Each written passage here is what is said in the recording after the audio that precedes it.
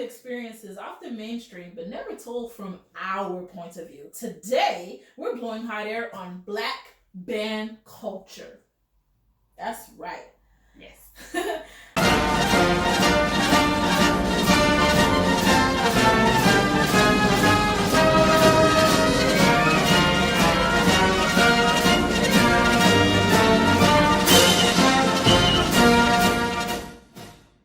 Hi guys, it's Cece and Lady Luna, and we're blowing hot air. All right.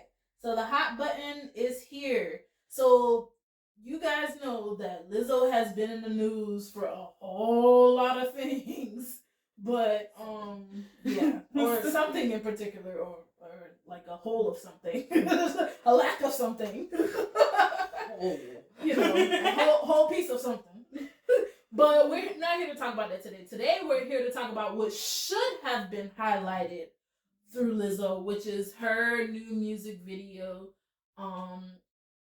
good as re-release. So like she went back just to do it for us and for the culture and for the band culture. Man, yes, I saw this video. I was like, yes, it was like everything we needed, because she released the song originally in 2016. Nobody listened to it. It was like maybe had a couple thousand views or whatnot. I think it got popular because it got put on like an Amazon Prime show or something like that. It was one of those things that got featured on a movie or a show, and then all of a sudden it just blew. Right. And so it was one of her breakout sessions. So, but the thing is, like, Lizzo's music video is us. It features I wanted to say something else, but the human jukebox. So the Southern University Human Jukebox of the South, in Louisiana, they are, of course, HBCU band. They are doing some wonderful things there, but it features them in this video. And when I tell you, I loved every second of it, from her up in the bus with the woodwinds eating hot chips, Cheetos, and to like them, turning up in the caf. Like the only thing that was missing was the KK side and TBS, like or any of the other music orgs and things like that, or the Greek life. Like I just loved it. It was just so colors. It was vibrant. They featured field formations and dance routine and all these different other things that and adopt a rookie. Right, and adopt a rookie. And adopt a rookie. Right. As we like to say, it's struggle bus around here sometimes. Everybody has their moments. You gotta adopt a rookie. Right. Like, we saw her struggling, tell me how you feel. Hey, she was practicing though. Yes, she was. At least she was practicing on her own, and not, one of those sorries that just are, they're destined to be I don't know how to do it. I'm not gonna do it. Well, you have to practice it. Right. I'm just like, listen, the help comes to those who help themselves. Can you participate in your own rescue before I go over there and just start, Yeah, that is the quickest way to get adopted by an upperclassman. Go and practice on your own. Somebody just go stroll up to you and be like, "What are you doing, baby?" Right. Come here, let me talk to you for a second. Come here. Like, I just remember, who is it? Well, I'm not gonna say her name, but she was one of the neos that came right ahead of my class, and so my class in college, I was struggling with dance routine because I have two left feet. Don't judge me. That was my biggest struggle: dance routines, and just I don't know how to dance, but I tried though. I did my absolute best. I at least went the right way. I don't like to dance in front of people. Right, that too. So they used to stick me in the middle. Well, how about that? I don't like to dance in front of people, so they used to stick me in the middle. I would be, what was it? I would be the lead or the person who was supposed to be taking off at that point, and I would literally stick somebody else at the front hash because I did not want to show out. Because if you're in the front or the back, you got to show completely out. They stick me in the middle. They definitely wasn't putting me on no end. I don't wanna. And they kept doing it anyway, and I was just like, okay. Right, but anyway, she had to break it down to me. Okay, come on, baby, because one, you riding a whole struggle bus. So let's just go ahead and let's fix you at least get you moving in the right direction, the same direction as us, and then we could work on how your hips work. Okay. Thankfully. So thank you to that person who's watching. My upperclassmen. Thankfully, my upperclassmen. I mean, from middle school up to high school, they knew me and they were like, come here. We just go off to the side over here. I know you can do this. I've seen you do this. No, you haven't. You've seen me do this at home. Right. Yeah. Yeah. So what does it mean as, a person who, like, what would it have meant to us if we had seen something like this when, in our heyday when we were growing up in the marching band? Like, what do you think?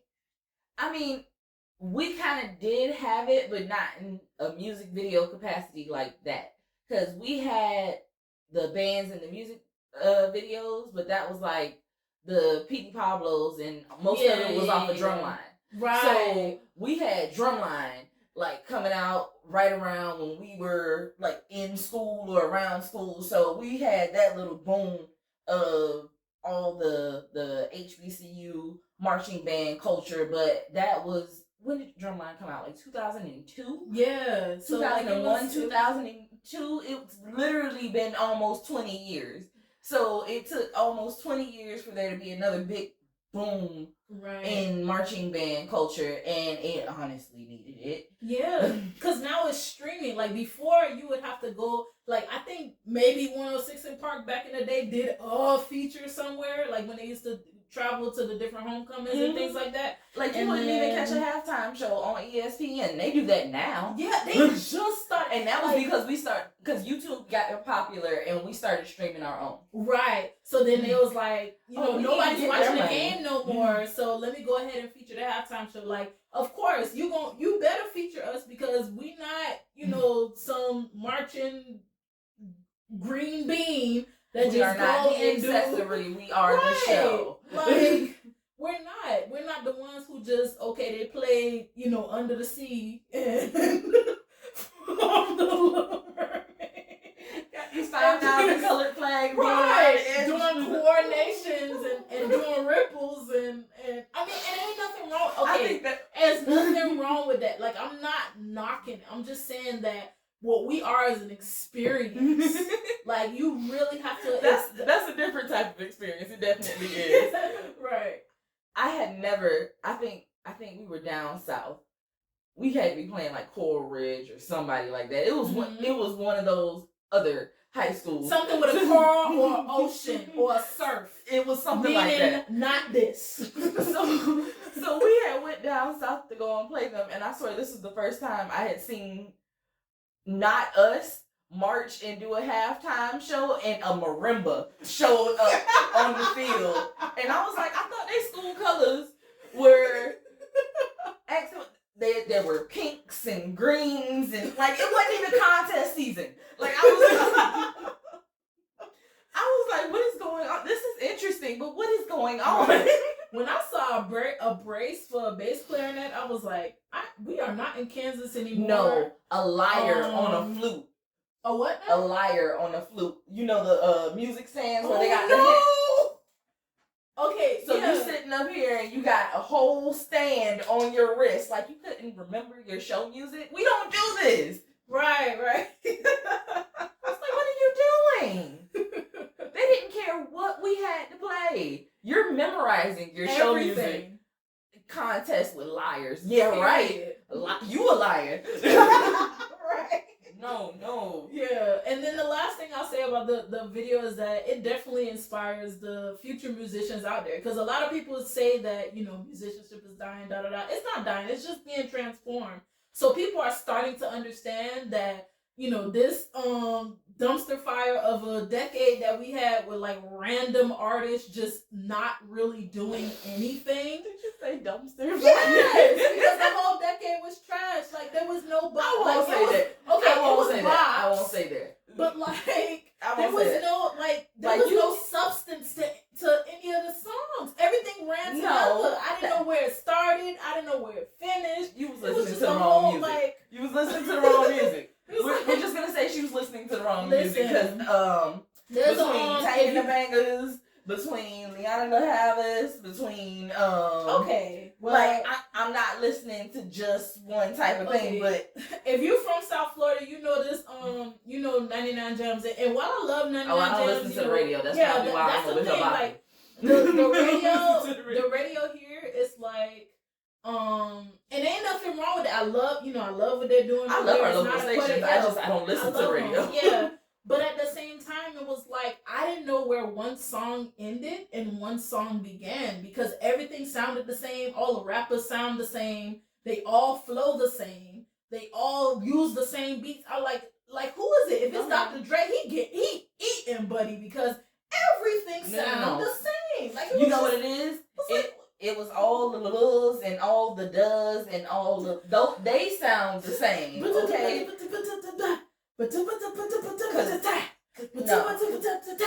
you're not gonna put Cole and Kendrick and you're not gonna put them in the same boxes as the Lils. I'm not gonna do it. No. The Lils. The Lils. Like Lil Abra, Lil Cadabra, like it was just everybody. Like whoever it was just too much of them. Too much. But you done added them a whole Pokemon lineage. Like it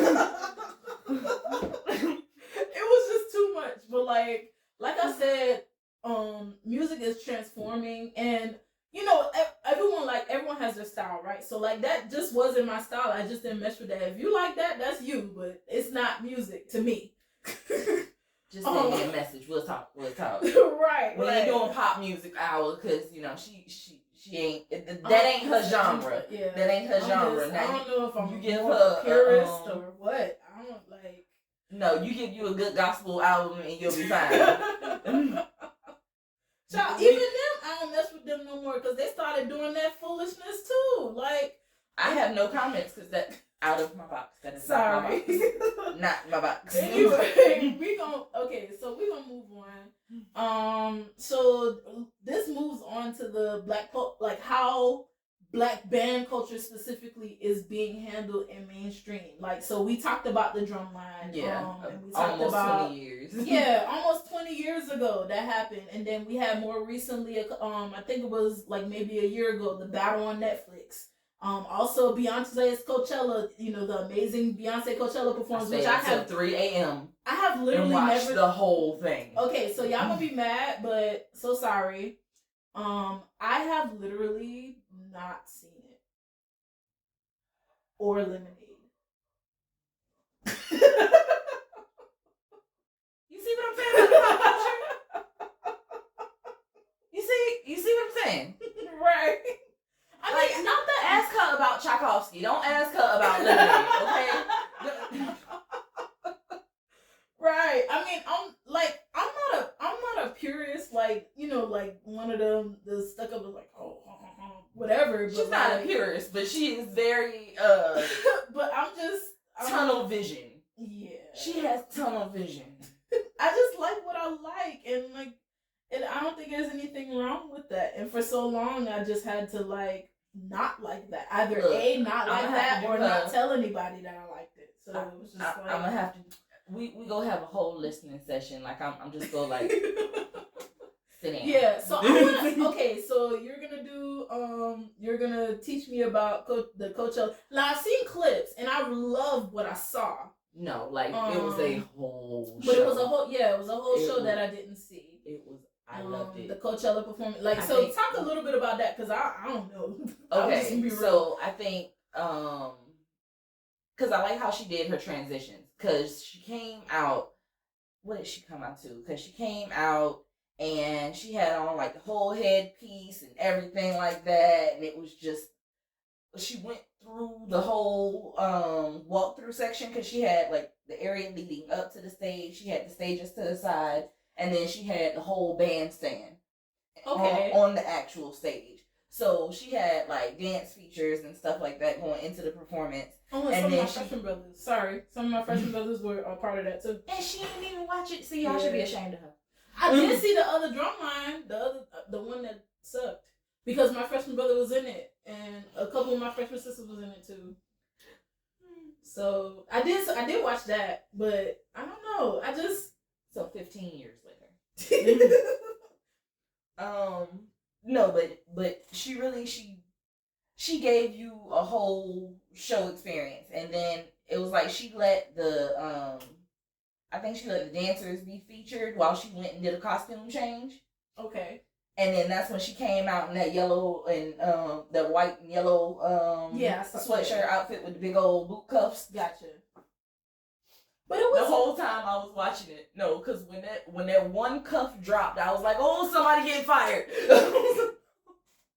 Oh no. Somebody was getting fired. I was like, oh, don't do it. But no, like the transitions were good, and then like they actually did like stand dances mixed in with more contemporary dance to go with the choreography, and then she had actual musicians, which I love, playing actual instruments, and they were doing everything that you do in a performance. They were stepping, they were moving in sync, they were actually projecting, like they had horns up, not horns to the ground unless it called for it, like right. Like a going down, photo. Yeah, but we just out here like holding it wrong. Did you say a stock photo? Yes, because that's how some of them be looking. Like, have you seen movies where they feature musicians and it just be like the horn is we are not about to have a two-step no doggone mouthpiece. We are not about to have a two-step moment, okay? No Ling insurance over here. No, we are not. Shout out to but if y'all would clap though, you know. Always. Right. So just like, and then we had, quite a few years ago, actually when I was in school, I went to the great Bethune-Cookman University, just in case you guys didn't know.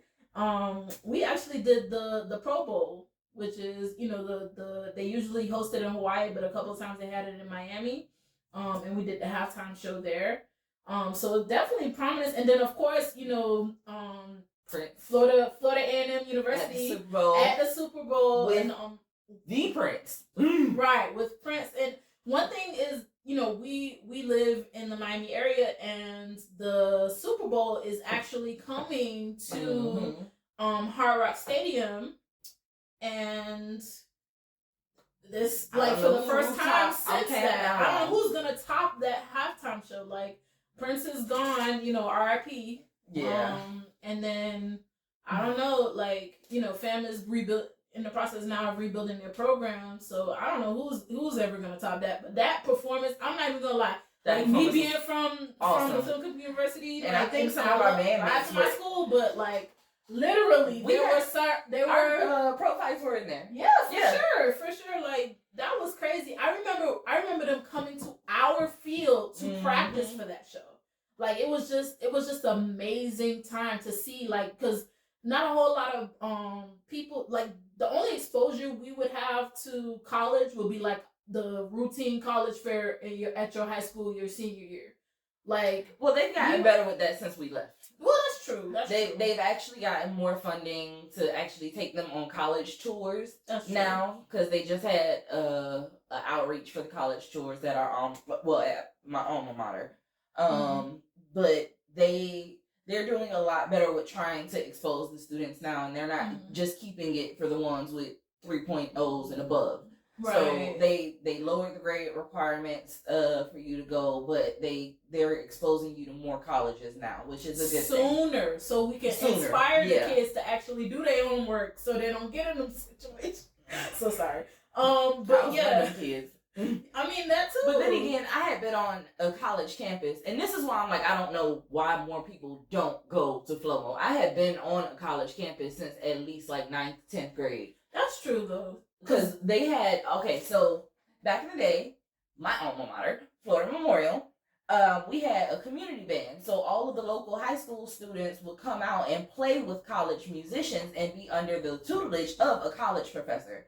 So we would be meeting all of these different people that, even if they weren't there for the whole time, they had come from different HBCUs. So we had people there from, where did he go? I know we had the people from Edward Waters. We had a couple of people that went FAM. We had a couple of people that went to Miles. We had a couple of people who, like, they were from all over, basically. So if they didn't finish up there for whatever reason. They ended up transferring to Flomo. But we had a wide range of musicianship at the school, and it was also the pop music program, the jazz program. And if you were going there as a high school student, you got exposed to those programs as well. That's true. So that was the first time I got to meet the great Melton Mustafa Sr. And he was an amazing a person as he was a musician. Yeah. And that was one of my first exposures to him. And it was just, I got to do that because I went to my local HBCU. And I got to do that as early as 9th or 10th grade. Right. And it was those amazing. of you who don't know who the Mustafa family are, like, just Google them. They are legendary in not only just for South Florida but throughout the entire world. Yeah, literally throughout the entire world. Mustafa used to be touring all the time, right? And now Junior is carrying on that legacy. Yeah. And if you can. Every year, I'm going to give them a plug because I love them. Sure. Every year, they have the Melton Mustafa Jazz Festival, and it is coming up this year, February 9th through the 14th. Or we'll put the link in there. But it's in February, like around the same time we have homecoming at Florida Memorial. The Jazz Festival is around the same time. That's why it's like, that's why those dates always mess me up. It's either one's one week or one's the other week, or they're the same week. It just depends on how scheduling works out that year. Right. But one of the features of the program is that they take local high school jazz bands, jazz students, and they tutor them, and they have like an all-star jazz band and things like that. So these were the type of things that I got to see in band culture, and especially in HBCU culture, because if you're at an HBCU, you're not just in one band. I don't care what nobody says. You're not just in one band. There is no such thing as I only do symphonic band. Or I only do pep band. Mm-hmm. You and everything. We don't do that around here. Like, you're in the band, and it happens to be marching season, concert season, contest season, or pep band. Yeah, like, and you better have a solo, like, because you're not getting away from that either. Yeah. So that's what it is. And then also too, we've been like through this process of just looking up some things that in mainstream media, like we've come across documentaries and things like that we're definitely gonna look up to, and we'll give you an update on that. And then as always, for our YouTube audience, that all of the links that we have mentioned will be in the description below. And if you're a podcast listener, just check all of our social media. It will be posted there soon. Or it should be listed on the podcast page. I'm pretty sure we could do it like that. Yeah, something like that. All right, so we'll figure it out. Right. So like leading on to that, would you say that, the band was more for us, it was more than just a hobby, something you did after school, or like something that you just on right, band was life. Like, even and it's kind of sad to say, but like in the battle, the Netflix show The Battle, which is a good show between Florida A&M University and Bethune-Cookman University, where they showcase not really a battle, but like they highlight both band programs. They highlight both music programs. I didn't see that one. And I saw the other one. Yeah, and then they had something else. I saw the one where it was just Bethune, where they were like pretty much going over all y'all practices and stuff. Oh, okay, yeah. So it was that. It's that. Oh no. So that was the Netflix show. It was the BCU Netflix show, and then it had one years prior, which I was a part of when I was at the program. That it was showcase Fam and Bethune showcase leading up into the Florida Classic. Okay. Yeah, so it was two. I guess I'm mixing both of them up, but definitely, we'll put it in the so we'll put all the links there, but the reason why I mentioned it is because one of the young ladies there said, I think she was part of the flag corps, she said, I did not go to school for studies. I did not go to school for anything. The only thing I went to school for is to be in the band. And at first I was like, oh Lord, you're going to do this school. I was like, Dang, go and get some type of education, girl. But at the same time, it's like people don't understand that statement. People literally take it literal. Like the band is life. Band saves lives. And when I mean saves lives, I mean that in the literal sense. There are some people who will be dead. And I mean like literal. It was life just the resonance of it. Dead. But like, who would literally not be here with us had they not been a part of band. And so in that sense, it definitely saves lives. And I think that's just one of the enough trouble. Right. We got into enough trouble on our own. We needed something to do after school. Like if it was summer and I was not at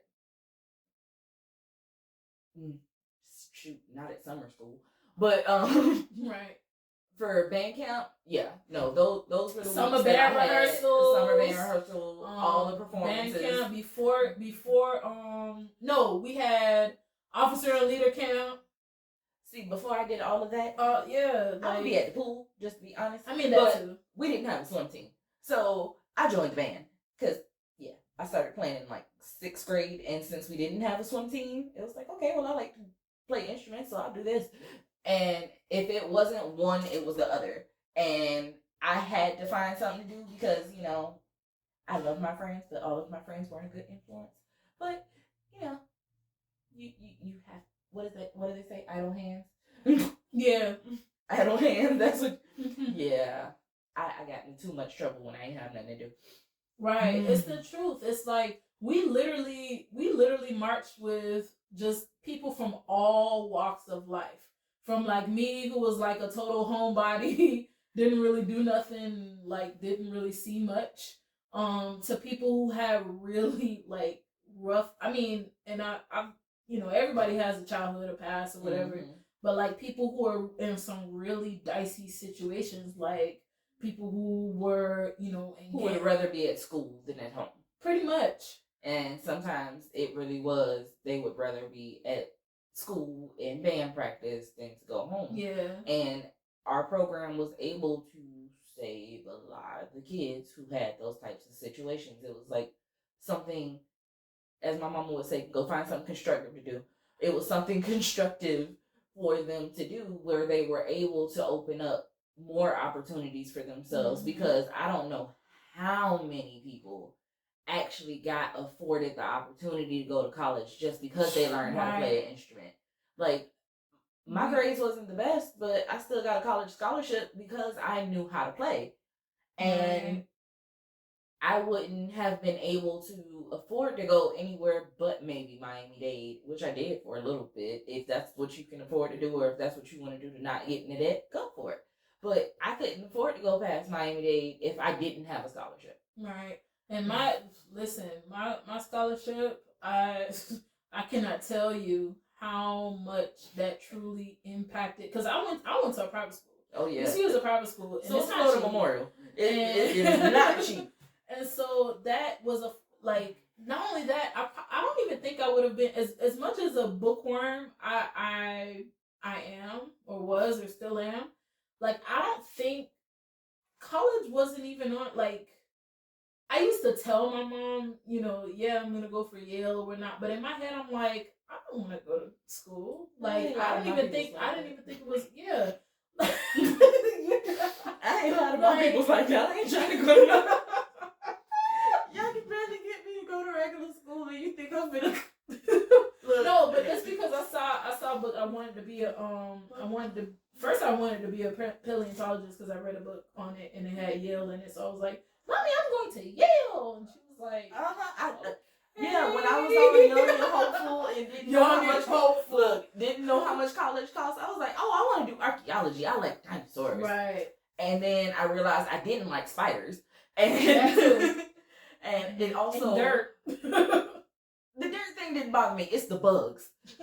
And then I learned about like viruses and fungus and stuff like that. And then too much. Look, what is archaeology? What is it? You're going to dig up stuff. So when you go and dig up stuff, it has fungus on it. Mm-hmm. That's why they say like the mummies are cursed and stuff like that, because they have fungus. Yeah. People aren't exposed to it. They don't have any resistance to it. They get it. They start getting all the chest and they die. Yeah. So people think the mummies are cursed and they just got all sorts of fungus floating around and stuff like that. And it's just right. You know so what? After the maybe I should play my flute. Right. After the paleontology, then I went to this school down south called Master Academy, and I did a couple summers there, and that's when I was on the swim team there.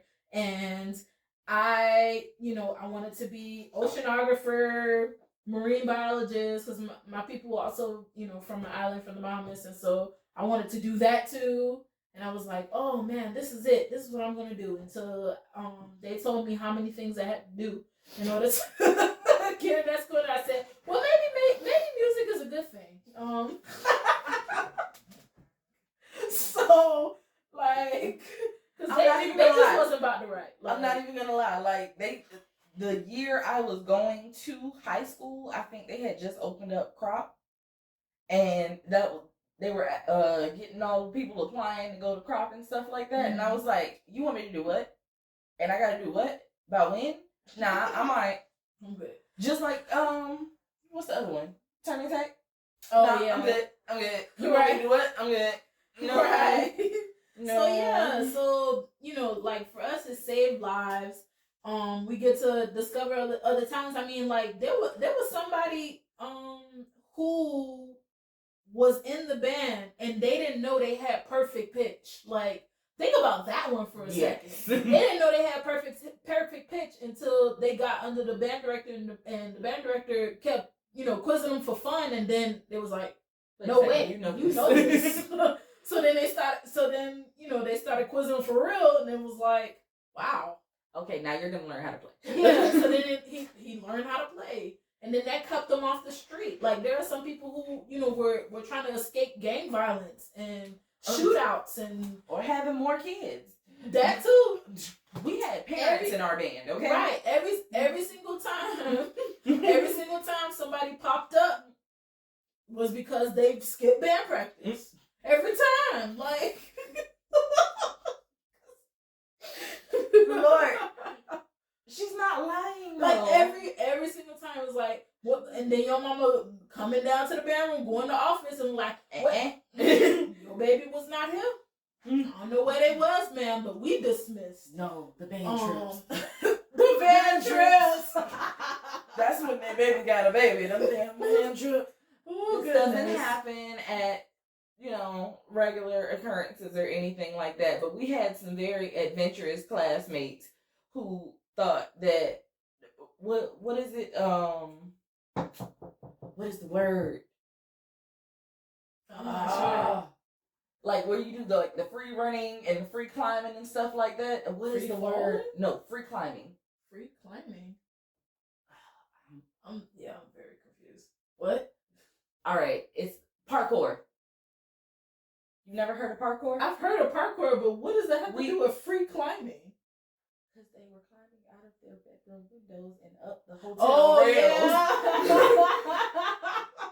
Like the tape did not come off the door. So basically doing Dawson's Creek type.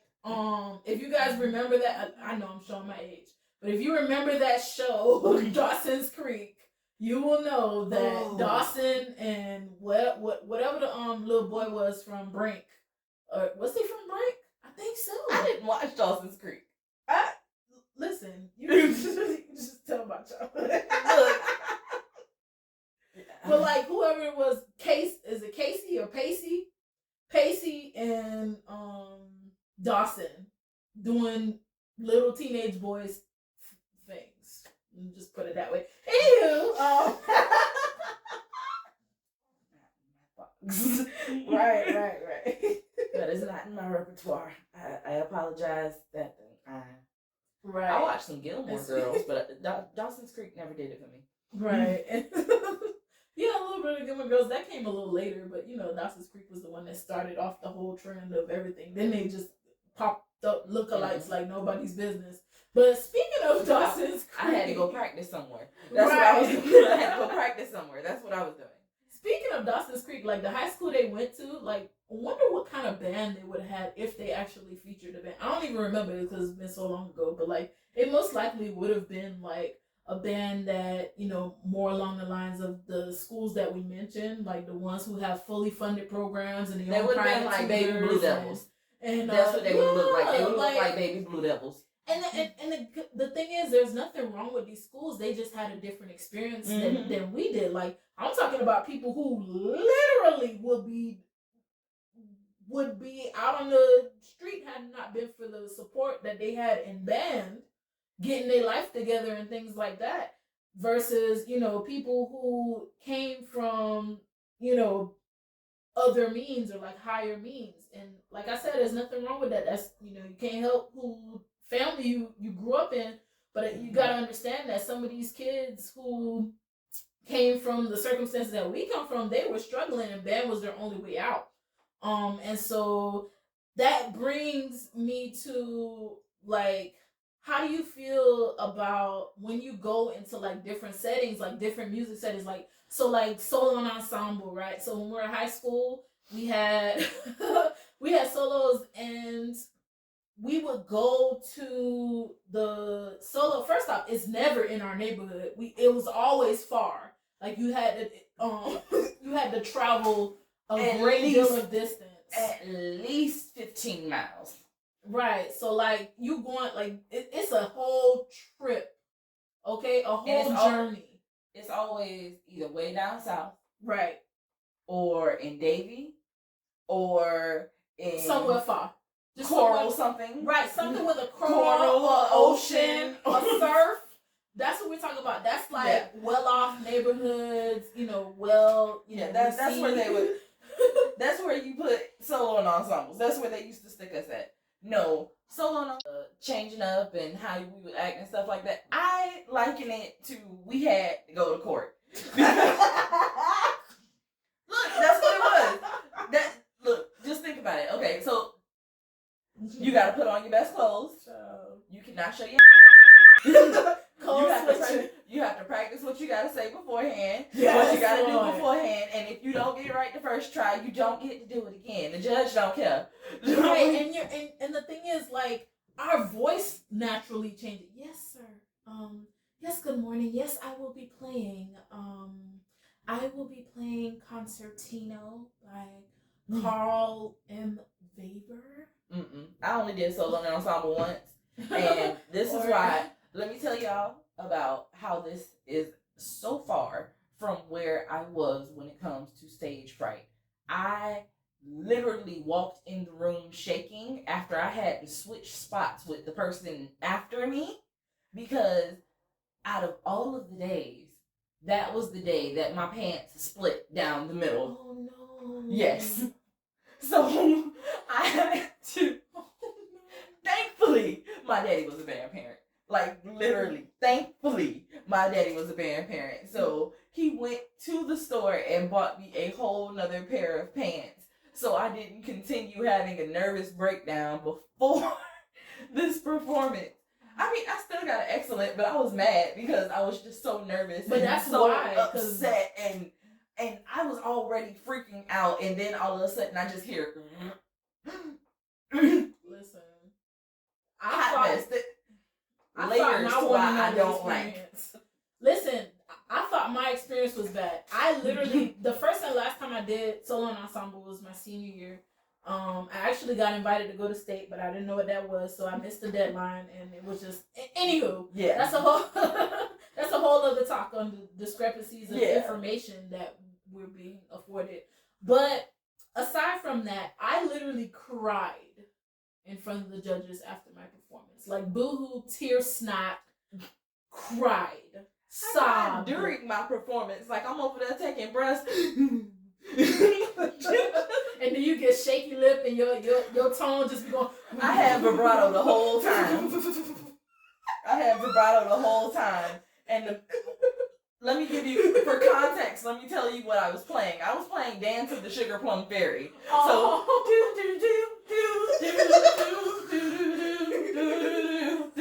that's the killer vibrato. Oh my God. Like, I I would hate it. I really would. I would hate to look at it now, but I would probably die laughing if I saw it now. But I swear to you, just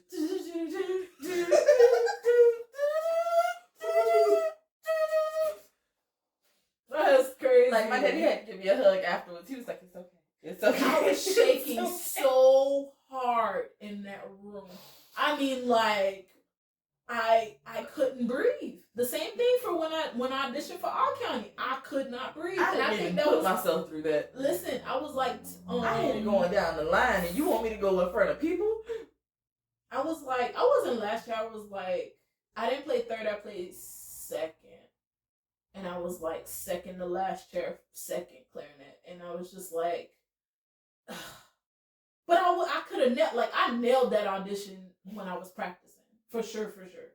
The moment I saw people, my body just said no. Like it was crazy. I felt confident until we got on the bus. I did. I felt confident until we got on the bus. I had spent so much time learning this freaking Tchaikovsky song. And we get on that bus, and then it's like, this is real. Right. And then that's another thing, too. Like, the exposure in that atmosphere, we didn't get a whole lot of. Like, we were always around us. Yeah, we were always around. And so, being able to, like, you know, no shade, like, a sea of white is kind of, like, nerve-wracking. And then to see how they act, like, all of us was sitting there looking around this cafeteria, like, you really finna... My band director would have popped my... Like, they was running around being free, wild and free. Like, with the ratchet. I would have caught a cool Vulcan death grip on the slide if I would have put my feet all the way up on tables and had my whole just But that's the thing, it's kind of like the reason why we had so much pressure is because we understood the fact that we were not like everybody. We cannot act the same way that everybody acts. Yeah, because y'all already gonna think we go act up. Yeah. So now if we go in here and we're acting up, even if it's regular childhood activities, they came in here and they were doing this and they were doing that. You didn't just see Becky running down the street? Like, Becky ran down the whole hall, dropped her instrument twice, and y'all ain't say nothing. Nothing. Nothing. Right. Like, I'm sitting there like, ain't nobody gonna tell you to drop?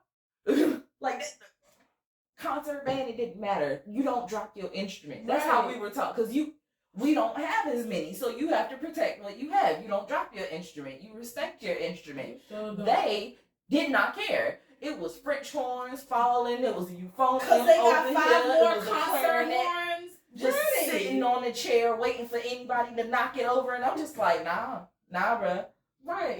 I done taped and rubber band this thing together. We gonna have to like make sure that it played. Like, that's the thing. Same thing for when we went to marching contest and symphonic band contest. Like, we had to literally code switch. It's like we talk about talking to our friends. Hey, yeah, we're about to get that superior, and then like Cora Ridge walked by and be like, "Great job, sir. Great job, ma'am. You all did a bang job." I ain't do all that. No. That must be y'all class. That was not us. We didn't do that, but it was kind of like we just kind of stared at them, like, because we didn't really know what to say, and then like people would come up and say like nice things and things like that, but then we were Thank you. in the back of our head we were like, oh, I sucked. I dropped this, dropped that, fumble. But you're always harder on yourself. Right. You're always harder on yourself. I think the thing that it is, and this is something that I've kind of picked up on when it comes to working with like different orgs and stuff like that. Like, we learn to critique ourselves much harder than they do. And it's not just like this flamboyant, lackadaisical attitude that they have. Like, they've actually just been taught to be nicer to each other. That too, but the mere fact that we had to be on all the time, we couldn't turn it off. Like, we're in those environments, we had more tension for us. We had to be on. They didn't have that extra layer of tension that has to go on, so they can afford to be nice. Yeah, we could not afford to be anything more than polite. Yeah. We were polite. We had to be like, we had to watch what we said, watch what we did. Yeah, watch you couldn't drop too many. You couldn't even. Can't have too many N-bombs flying across the stadium. Right. Can you go away? That too, but like speaking of the struggle, child, with our instruments, even just like the whole class system with that, with the lack of funding in most inner city schools, like we didn't have money to just be spared to get our own budget bus sitting in a parking lot, Coral Springs, or like you know. You want to know what used to trip me out? That we still had instruments. We went to school in the 2000s, early 2000s. Yes. We had instruments there from the 60s and 70s. You sure did. Falling apart. Cases falling apart. The cases were falling apart. The horns were still okay. They had been being played and serviced when they could. But the mere fact that we still had instruments from the 60s and 70s. I'm talking about when the school was freshly opened.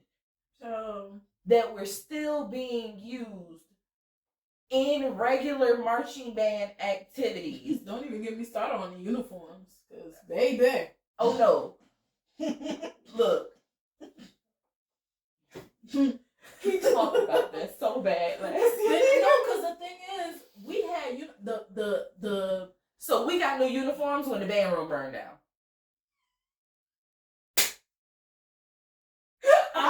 That's how we got new uniforms. We got new uniforms because there were no more. There were no more uniforms.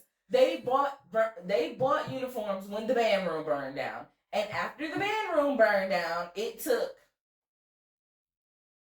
15, 20. No, it was 20. It's been 20 years because they got those uniforms in what? Like 97? 96, 97? No, those are the reorders. He ordered those back in 93, he said when he first ordered them. But didn't the band room burnt down in like 96? I don't remember. I'm not sure, but it was a long story short, it was in the 90s. Yeah. It was in the mid to early 90s. So let's take 96.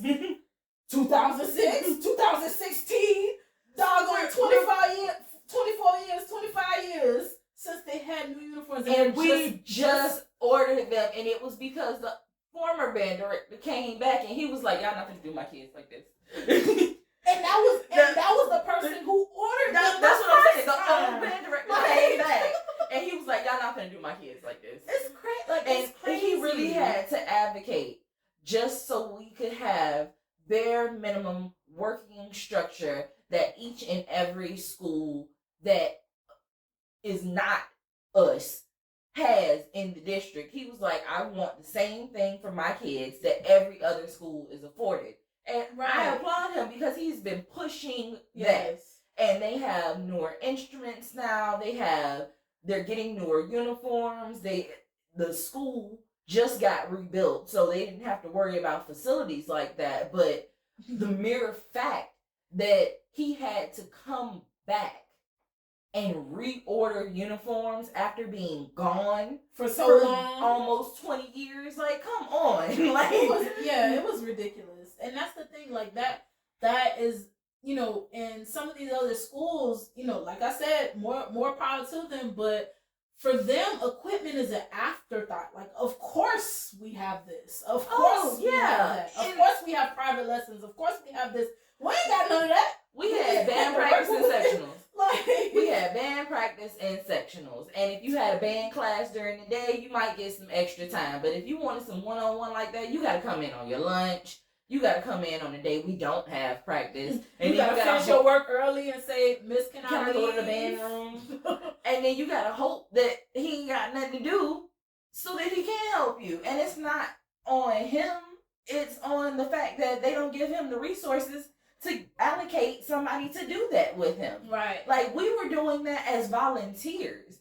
But we shouldn't have to go out there and volunteer when this is something that should be established in the program as standard practice. Right. Like, this isn't something that you should have to fight tooth over nail for just to get bare necessities for these children. Like, it's ridiculous. And I hear somebody in the interwebs, they say, well, why aren't the parents, doing stuff? You got to understand that the demographic that we are actually in, there are, I think, at least 70-80% of the students live below the poverty line. That means they are on free or reduced lunch. And so for them, doing a $60 a week lesson is non-existent. Yeah, or even just sitting here and trying to do something like buying their own instrument. Buying reeds too. Buying key oil, buying sheet protectors, extra folders, more sneakers, because you go way up here. Fees for different events and things like that. Like all of that transportation. Let's talk about that. Oh, your school, the school probably provides the transportation for the buses to and from the football games and to and from the because different you things understand that this is a part of the culture, and if the band wasn't there, it wouldn't be right. So you include that in your packages. But we broke, so we have to pay for everything. Everything goes out of pocket, and then if the school doesn't provide it, we gotta provide our own transportation. So like we busting up, lapping up, going in people's cars, going with the adults. Yeah. But we don't make the kids do that. No, they have their own stuff. But when it comes to, is it tight? It's gonna be tight. And then it's not like we have, like she said, the budget bus. So all of the equipment is riding with the kids. And I don't know if you can imagine it, but a tuba and a child cannot sit in the same seat. Okay, a whole Sousa phone, and he gotta hold it because that's the only thing we got. Like. Right, and you can't just put it in the back on the floor, because if the bus driver make a wire right, that thing will go, and then you got a whole another problem. And then, speaking of the dent, who gonna fix that? Because we ain't got no budget to go to. Right, so we became the repair people. We learned so much about our horns. I can put my horn together and take it apart by memory. I had to refurbish my own horn that many times. I didn't repad my horn. But I had to do all of the tines, all of the rods and everything like that. Let something slip. Oh, I gotta take this off. We are the repair crew. Right. So definitely, like, just understand that when we say black band culture, but those hiccups actually made us stronger as a program, because we all had the same circumstances. We all were broke.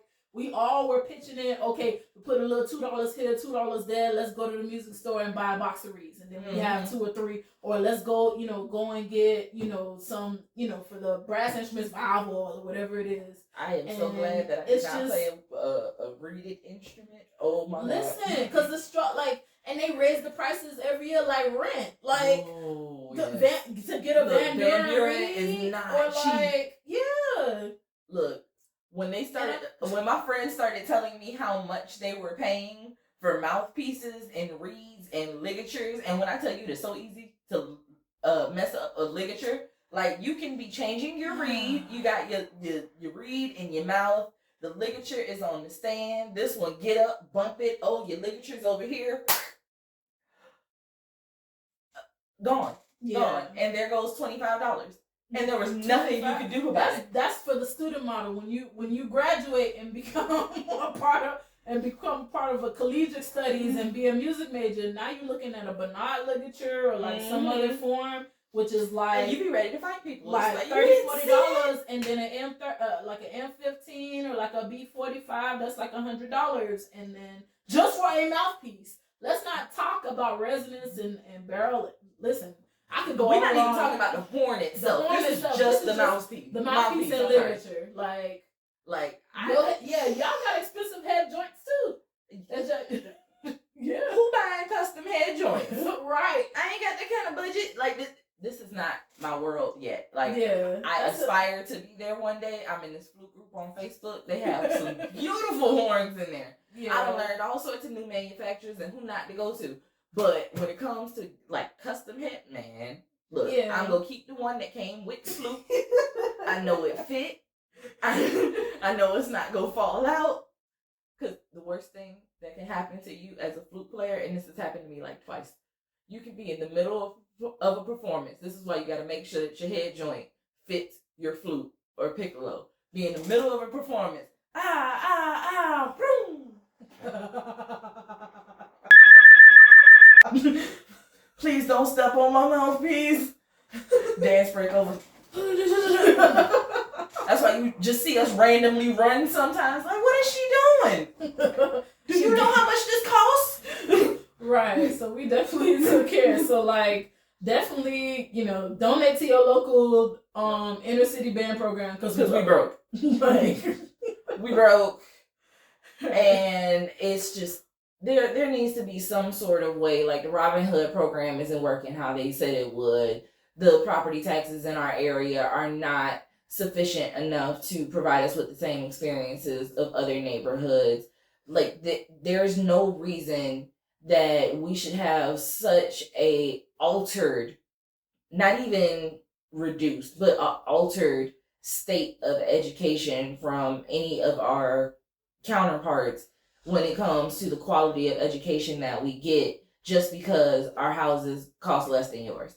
Like, well, it is what it is. Like, everybody's trying to do better with their lives, but that doesn't mean that I should have to move to Pines or Coral or Ocean or Springs or whatever going on just so that I can get a quality education. Like, I shouldn't have to do that. I should be able to do that where I am. Mm-hmm. So, yeah, donate to your local band program. Do it through their band booster association, not through the school directly, unless you specify that it is for the band, because they will take your money and put it somewhere else.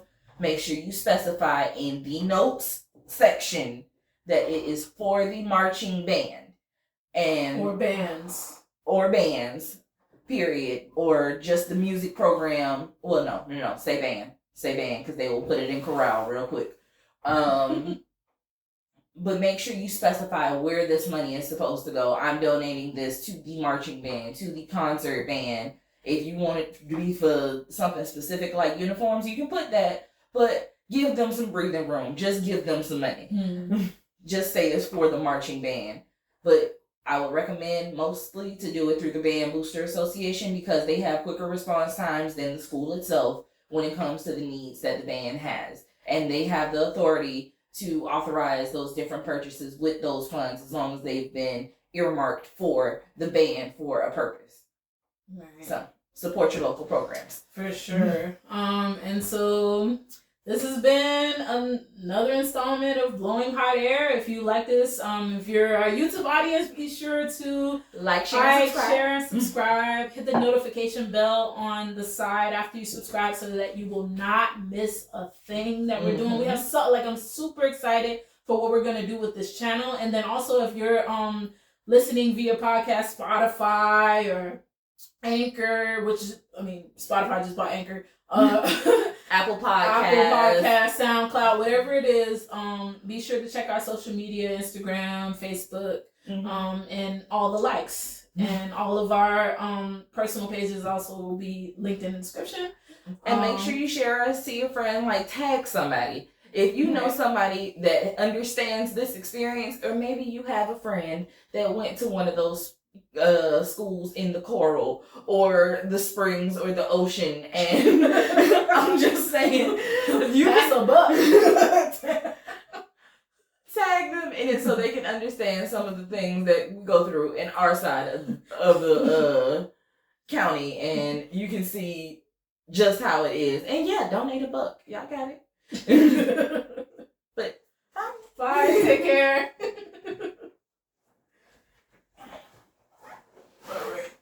I hope it did all of this. I hope it did too. Hour. We just hit an hour. Look at that. Look at God.